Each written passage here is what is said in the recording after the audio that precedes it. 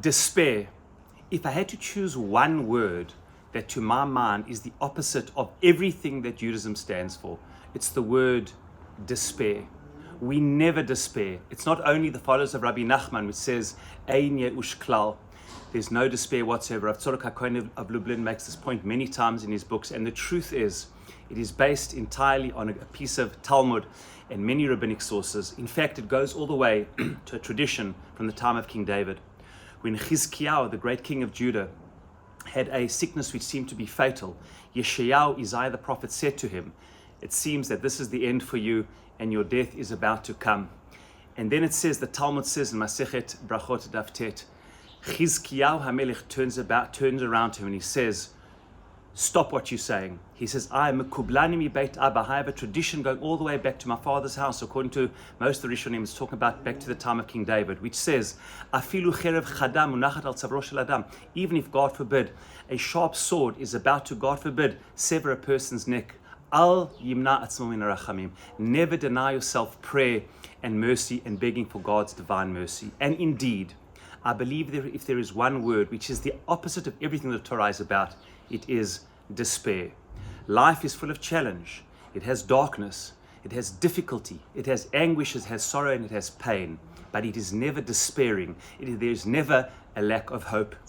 Even, God forbid, when things are come to an end in this world, there is still the world to come, a world of neshamot, and even there is hope. But we're not going as far as that. We're even saying, even in this world, no matter what, there is always hope. There is always hope for a better future. And one of the places we see this hopeful belief in the power of life is in this week's parasha, a word repeated over 10 times, which is unusual, a word shever, which would mean brokenness. We all know the word lishbor, shever means to be broken. But yet, incredibly, when Judah and the brothers go down to Mitzrayim, both in chapter 42 for the first time, and then again in chapter 43, 10 times it says the word shever. Yaakov says, go down to Mitzrayim, ki yesh shever b'Mitzrayim. Go lishbor bar, and go to the person Yosef who's called the mashber.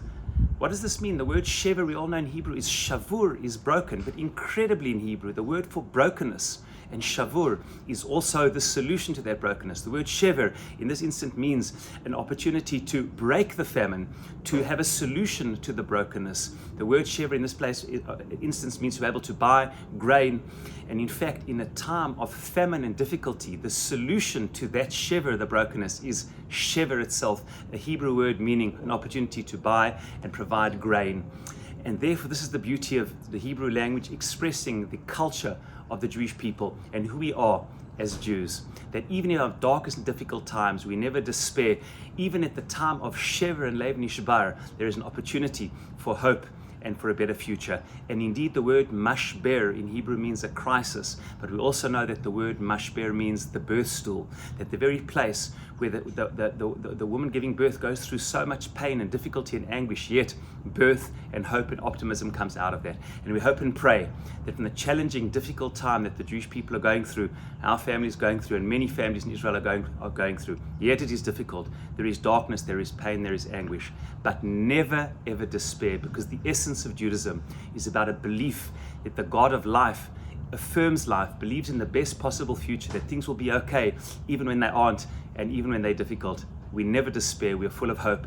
And in the time of shever, there is always shever. From the mashber comes mashber, and always a better and brighter future. Shabbat Shalom.